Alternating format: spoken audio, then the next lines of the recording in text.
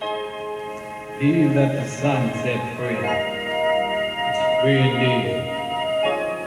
Freedom, saith the Lord. Freedom, singing my freedom. Oh, freedom, saith the Lord. Give me all the freedom. I'm singing my freedom. Oh, freedom, saith the Lord. Jesus was born in Bethlehem. He had a manger for a crib. Had tears in our eyes and joined together to sing it, but we still decided to sing it. We shall overcome. No, before this victory is won, some will have to get thrown in jail some more, but we shall overcome. Don't worry about us. Before the victory is won, some of us will lose jobs, but we shall overcome. Before the victory is won, even some will have to face physical death. Physical death is the price that some must pay to free their children from a permanent psychological death. Then nothing shall be more redemptive. We shall overcome. Before the victory is won, some will be misunderstood and called bad names and dismissed as rabble-rousers and agitators, but we shall overcome. And I tell you why. We shall overcome because the arc of the moral universe is long, but it bends toward justice. We shall overcome because Carlyle is right. No lie can live forever. We shall overcome because William Cullen Bryant is right. Truth crushed to earth will rise again. We shall overcome because James Russell Lowell is right. Truth forever on the scaffold, wrong forever on the throne. Yet that scaffold sways the future. Behind the dim unknown standeth God within the shadow, keeping watch above his own. We shall overcome because the Bible is right. You shall reap what you sow. We shall overcome. Deep in my heart, I do believe we shall overcome. With this faith, we will go out and adjourn the councils of despair. Bring new light into the dark chambers of pessimism. We will be able to rise from the fatigue of despair to the buoyancy of hope. And this will be a great America. We will be the participants in making it so. And so as I leave you this evening, I say, walk together, children. Don't you get weary. There's a great camp meeting in the corner. Freedom, says the Lord. We start this show every day, every Sunday, with freedom because we know what freedom really means. And with those excerpts from Dr. King actually explaining to you some of the things that we may have to go through in order to achieve the goals that we start out trying to reach. My name is Greg Grant, and this is the Grant Brothers Bluff City Report. I'm your host today, and I'd like to bring on to the set today the co-host, my brother Alonzo Grant. Alonzo? Greg, how you doing? I'm doing good. Good. Come to on see in. You once again. Happy belated birthday. Yeah. You had a birthday on the 14th of That's February, right. And that makes you officially an old man. Yeah, 61. I get my bus card and my senior citizens AARP card. I get free coffee at McDonald's. And people just let you get away with stuff when you're old. That's right. Well, I've been getting away. And you can't hardly wait to get Social Security. And I'm just looking forward to it. There you go. It's good to be here. Today is a good day. And as we have been talking for the past number of shows that we've had about the city of Memphis and some of the things that we plan to do. Correct. And to kind of get the show moving, we're taking the very first step, taking the initiative to do the things that should be done in the city of Memphis that have gone neglected. One of the things that we want to do, focus on beautification of our city, City Beautiful. Want to concentrate on the homeless problem. Right. that we have in the city of Memphis. As a matter of fact, on this week, I'll be going to Nashville, and part of my journey will consist of a meeting in the governor's office to get the information about the homeless program that he has put forth statewide, that every city and every county in the state of Tennessee can participate in a homeless program with resources. So we're going to be trying to tap the resources on a state level and bring those resources back to Memphis so we can help and assist the homeless and the plight that they have in this town. And we do know that that's greatly needed. Right, it's long overdue. Absolutely, without a doubt. There are any number of things going on in the city today, and we were just reading the paper a little while back, and you saw an article. Right. Would you like to read about a couple of excerpts from it? Talking about the Shelby County schools to spend $3 million more cleaning schools. In other words, the previous contract holder was cleaning all the schools for $16 million. Right. 16.6 million, and now they've added another $3 million to the tab for, how long is that, a 4-year stint? Well, the contract comes out to be about 19.6 million, rounded off, we just say $20 million. And it's on a recurring annual basis.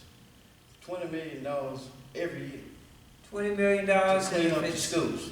If it's 4 years, you're talking $80 million. $80 million. To clean the schools. This was an article that was run in the Commercial Appeal on February the 12th, on Sunday. And of course, you saw the headlines that I read, the headlines.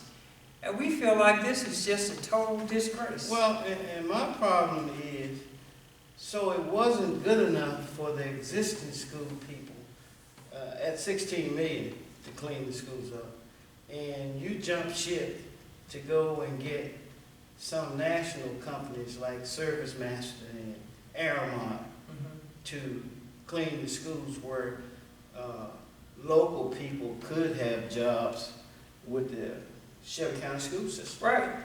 Back in our day when we were coming up in the schools, and I know we say that a lot back in our day, but that's what's important. Back in the 70s. I mean, because what's really important is we know how it was and it worked. Right. All right. So back in our day, the custodians and stuff were community oriented. A lot of them came from your particular schools, graduated and came back, and they took pride in the situation. So you mean to tell me that you're paying the company $16 million, and you say, the principals say that the schools are unkept, and for that reason, you got to add $3 more million to pay some outside companies. Well, to me, it's all about a money grab. Who gets the money? Absolutely. And at the end of the day, so are we so concerned that the cleaning of the schools takes a level over the education of the kids? Which is more important? Well, when do you ever hear about educating the children? When do you ever hear about programs or them spending money? Never. An extra $3 million right. to improve the curriculum, or to hire more professional people, or to pay the existing teachers a living wage. Exactly. All we ever hear about, and we spoke on it on the last show, all we ever hear about is cleaning up a school, policing of the school, putting the kids in jail, negatives. We never hear about, we're going to take, as you just indicated, $3 million and give qualified teachers a raise. Right. We never hear about those kind because they don't do them in our communities. But in the other districts, they're doing all of that. Oh yeah, the other surrounding districts. Right. In this city, we have given away our leverage. Our elected officials on the school board, since we're talking about schools, have given away their leverage. They have farmed out all of the jobs. Back then, we had the custodians, the groundkeepers. All of these people worked for the Memphis City Schools. All of those people worked for the Shelby County Schools then, before the merger. Now, they've got to farm all the jobs out, displace people, fire folks, and we end up spending $20 million a year when we could actually employ individuals. Exactly. And give them full benefits and pay them a decent wage. But if you employ people, then that means the money comes back to the community. Right. People in the community have health care insurance, and your communities don't get ran down because you got people making money that can take care of their properties and take care of their houses. It's just a trickle-down effect. And at some point, we've got to wake up. We say it a lot, but it is so true. As you would say, everything comes down to an election. Getting the right people in office who are going to do right by the constituency. We have 2 of these board members coming up in 2018. And these are seats that are primarily in the black community. And I like what they did in that article, if you'll notice. They named the people in the article that didn't vote for it, but they wouldn't name the people that voted for it. So it's as if the people that stood up for the community and didn't vote for it, it's as if they were doing something wrong. Right. Okay? Voting against it Right. were board members Teresa Jones, Mr. Khabibs, Stephanie Love, and Shantae Ava. And they were the people that were doing the right thing. Right. But they posed it as if they were the people that were on the outside. And this is how the newspaper scare or attempt to scare our elected officials. Exactly. By printing their names in the paper. If you're going to be afraid to get your name in the paper, then you don't need to be elected. You don't need to be elected. In fact, the news media, in my considered opinion, including the newspaper and the local television stations, are the ones who actually push policy. They push it.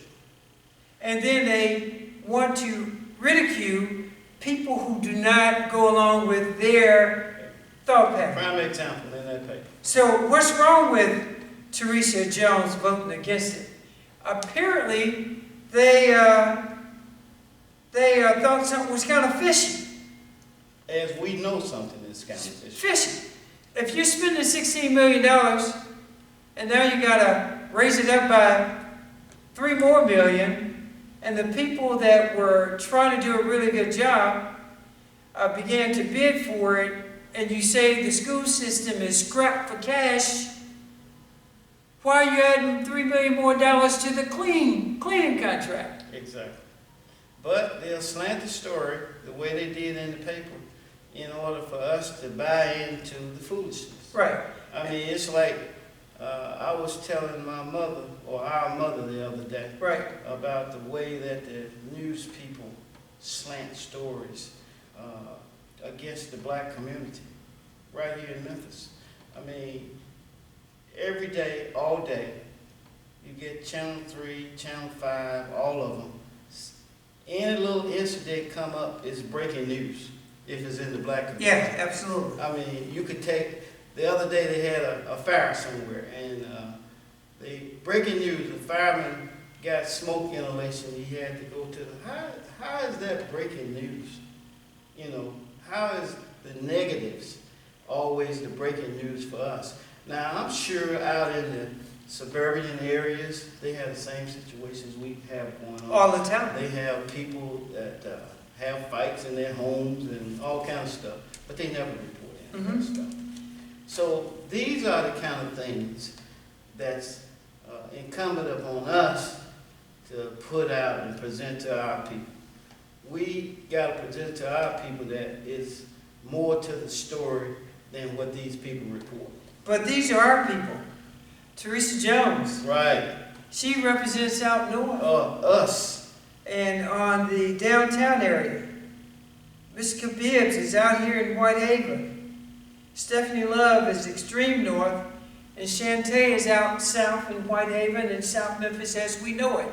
These are our school board members. But then you got a couple of our people that they'll pick off and get the go along, get along syndrome going. But they won't name them. Yeah. You know, and I'll name one of them for sure. I know one of them's Kevin Woods. Okay. Because I don't see his name in the other column that you just read. So right. I know he's one of them. And possibly you could name another one. That's black. Probably it's those 5. Right.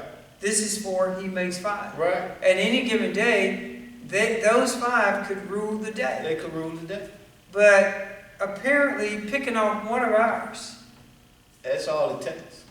Now, here's another thing. Some of these people ran for office and they weren't opposed. Right. Kevin was one of them. One of them. So for the next 3.5 years, he's on the board. But our task is to put the record out on where he is. Right.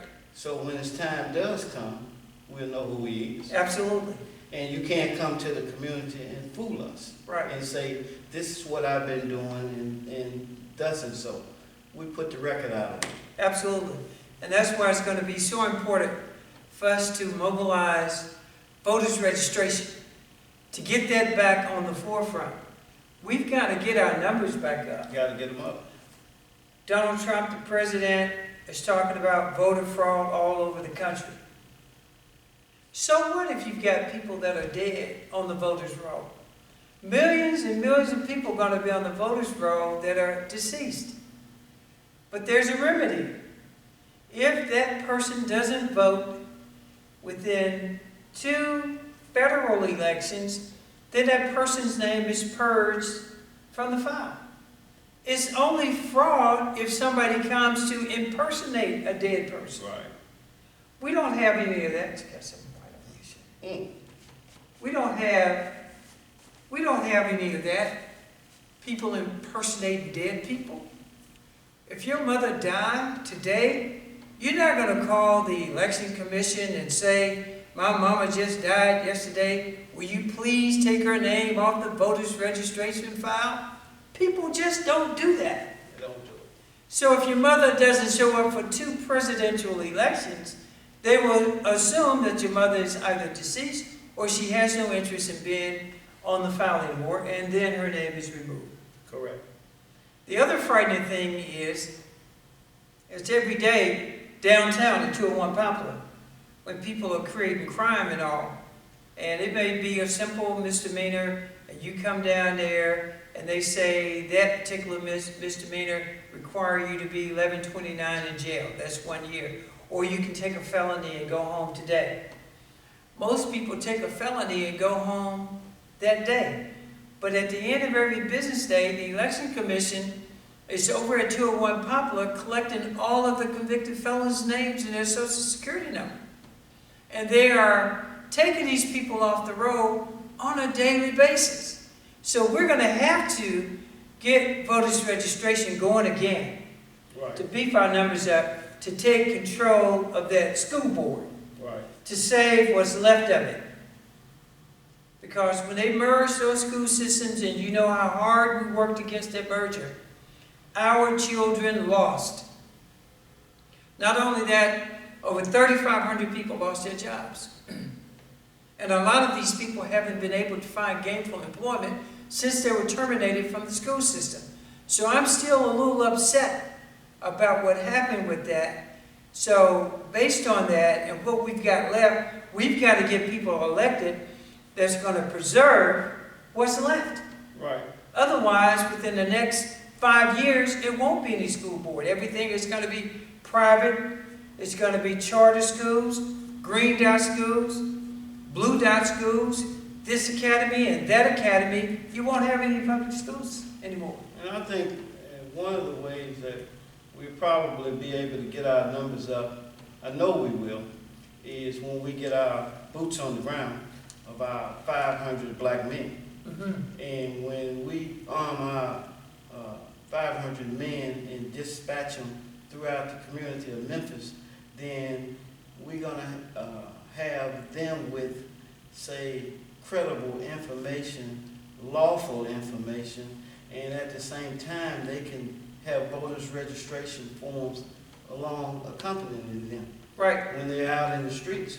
And like you said on one show prior to this one, that it doesn't take anything to get somebody signed up on the streets or when you go to their homes. All right? Absolutely. So that's going to be a big plus for us when we get our boots on the ground. Right.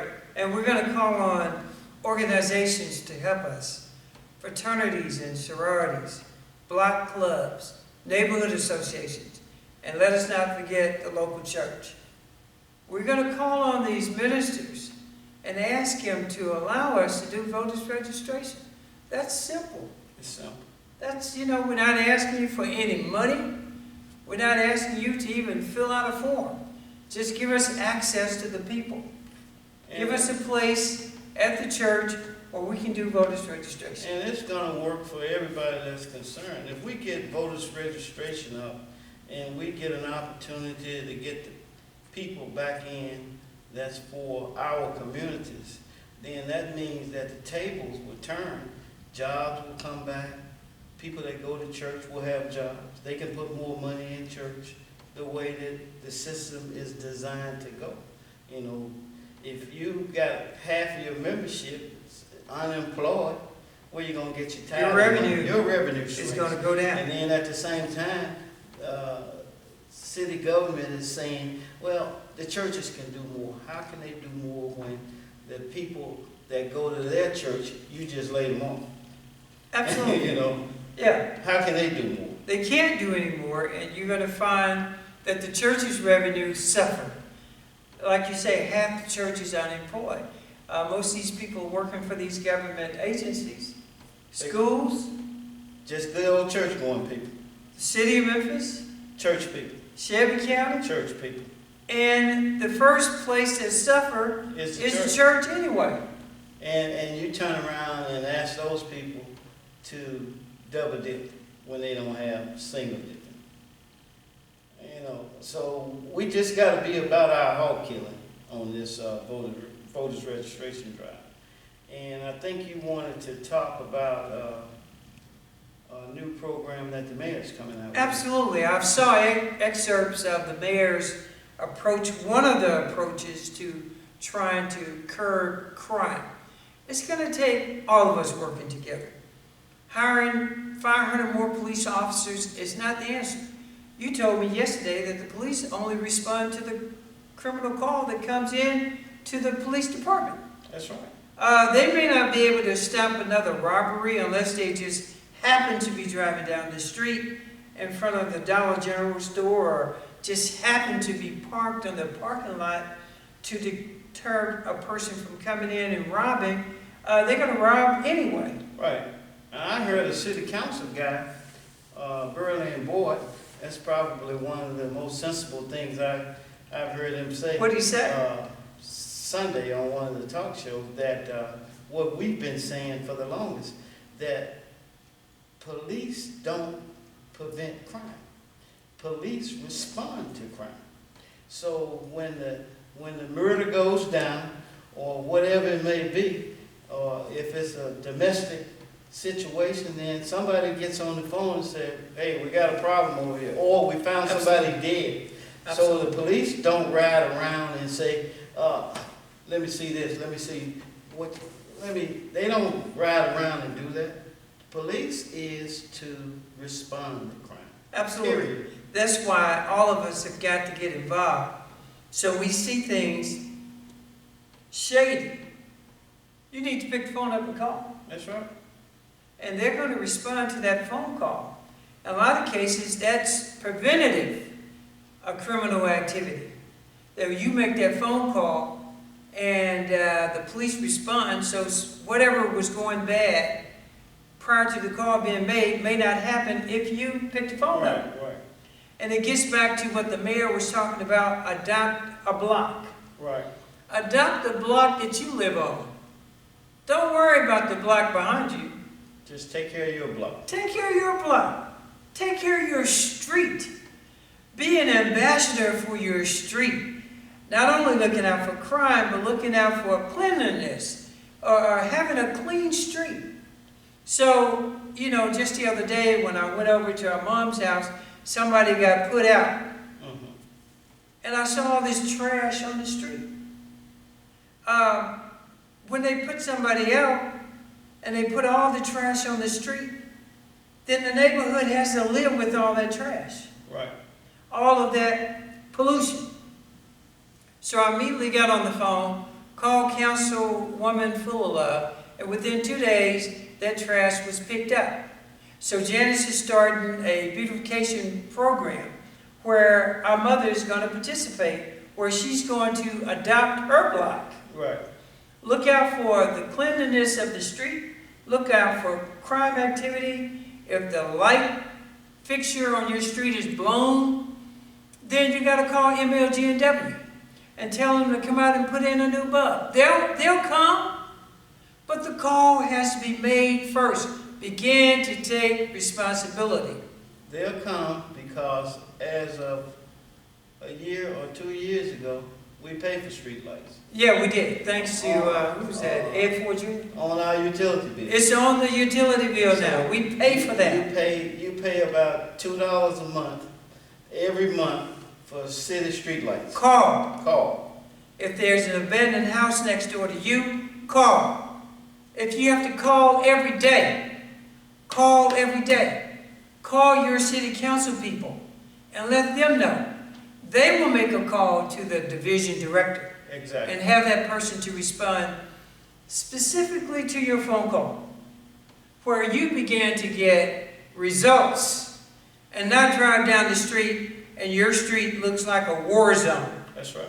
Filthy, nasty, 2-3 people got put out, people come down the street, look through all of your personal belongings, leave it out there for the birds and the dogs and the cats and the wind to blow it everywhere. That's not right.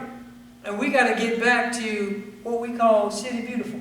Adopt a block. Adopt that block. It's your neighborhood and it's your life. And we've got to do that. And more importantly, we've got to get down on our political awareness. Begin to get ourselves re-registered.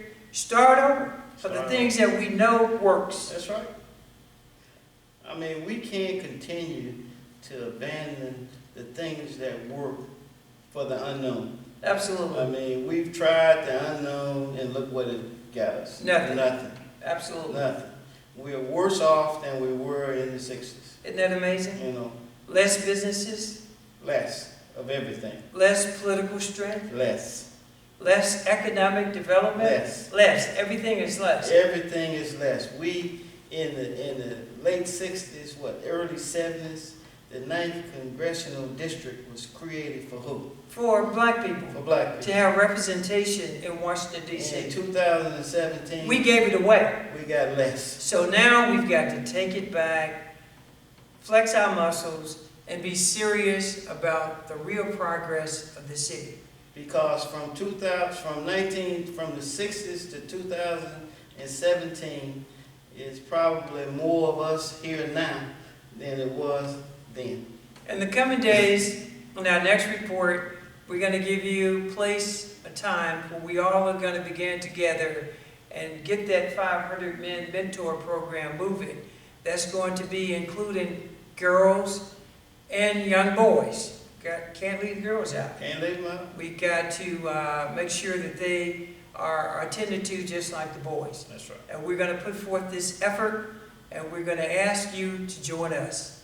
On any given Sunday, it's going to be the Grant brothers, as we have our report. And that report is the Bluff City report, and it's just for you.